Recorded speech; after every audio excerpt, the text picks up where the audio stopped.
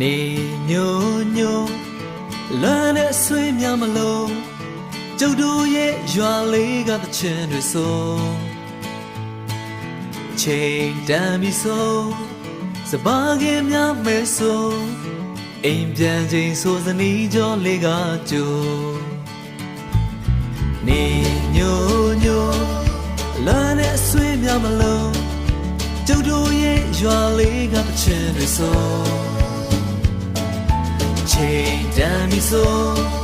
စပါးကင်းများမဲဆိုအိမ်ပြန်ချိန်ဆိုစနီးကြောလေးကကြိုကျုပ်တို့ရဲ့ရွာလေးငြိမ်းချမ်းတဲ့ရွာလေးလာပါလာပါအားလုံးတို့ဖိတ်ခေါ်နေကျုပ်တို့ရဲ့ရွာလေးဟိုဝေးကစိတ်လည်းတဲ့ရွာလေးလာပါလာပါအားလုံးတို့ဖိတ်ခေါ်နေ